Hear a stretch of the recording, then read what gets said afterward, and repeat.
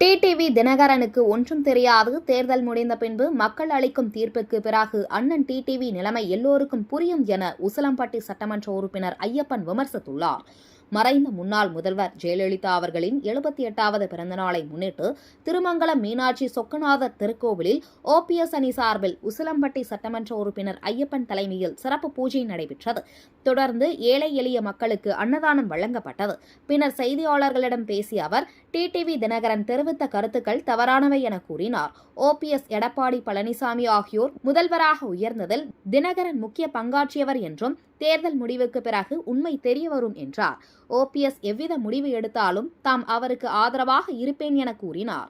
மேலும் திராவிட முன்னேற்றக் கழகம் ஆட்சி கடந்த 4 ஆண்டுகளில் காலை உணவு திட்டம், மகளிர் உரிமை தொகை உள்ளிட்ட பல்வேறு நலத்திட்டங்களை செயல்படுத்தி வருவதாகவும் தமிழகத்தில் ஆட்சி சிறப்பாக நடைபெற்று வருவதாகவும் தெரிவித்தார். தொடர்ந்து பேசிய அவர், 4.5 ஆண்டு திமுக ஆட்சி நல்ல கருத்துக்களை எடுத்துக் கொள்ளுங்கள்.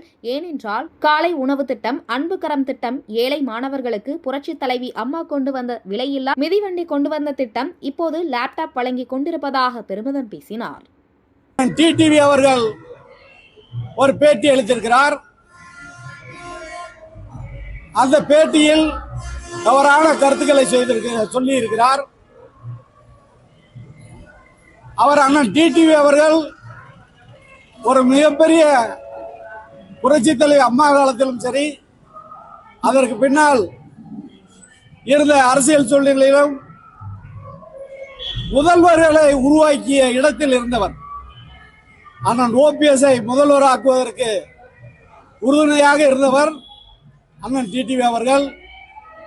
அதற்கு பின்னால் அண்ணன் எடப்பாடி பழனிசாமியை முதல்வராக்குவதற்கு உறுதுணையாக இருந்தவர் அண்ணன் டிடிவி அவர்கள். அவ்வளவு பெரிய அந்தஸ்தில் இருந்த அண்ணன் டிடிவி அவர்கள் இப்பொழுது அவருக்கு ஒன்றும் தெரியாது. தேர்தல் நடந்து முடிந்த பிறகு, மக்கள் அளிக்கிற தீர்ப்பிற்கு பிறகு அண்ணன் டிடிவியின் நிலைமை எல்லோருக்கும் புரியும்.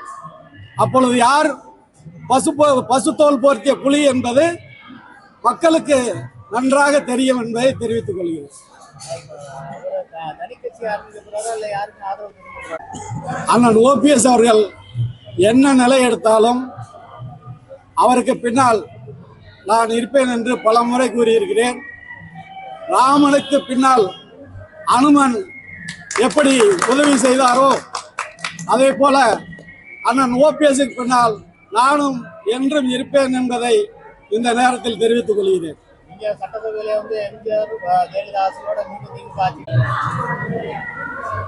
அதாவது புரட்சித் தலைவர் எம்ஜிஆரும் புரட்சித் தலைவர் அம்மா அவர்களும் பொது சொத்து. அந்த பொது சொத்து யாரும் அவரிடம் சென்று ஆசி பெறலாம். அந்த ஆன்மா எல்லோருக்கும் ஆசி வழங்கும். ஆன்மா யாரு நல்லவர்கள் யாரு கெட்டவர்கள் என்று எங்கோ ஒரு மூலையில் இருந்து பார்த்து கொண்டிருக்கிறார். அதனால் புரட்சித் தலைவி அம்மாவின் ஆன்மாவும் புரட்சித் தலைவர் எம்ஜிஆரின் ஆன்மாவும் கண்டிப்பாக வழிவிடுவார்கள். அதில் எந்த மாற்றமும் இல்லை. 4.5 ஆண்டு திமுக ஆட்சி நல்ல கருத்துக்களை எடுத்துக்கொள்ளுங்கள். ஏனென்று சொன்னால் காலை உணவு திட்டம், அன்பு கரங்கள் திட்டம், ஏழை மாணவர்களுக்கு புரட்சித் தலைவி அம்மா கொண்டு வந்த அந்த விலையில்லா மிதிவண்டியை தொடர்ந்து வழங்குகின்ற திட்டம், இப்பொழுது லேப்டாப் வழங்கி கொண்டிருக்கிறார்கள். இப்பொழுது மகளிர் உரிமை திட்டம் ஒரே நாளில் 5000 ரூபாய் மகளிருக்காக வழங்கப்பட்டது.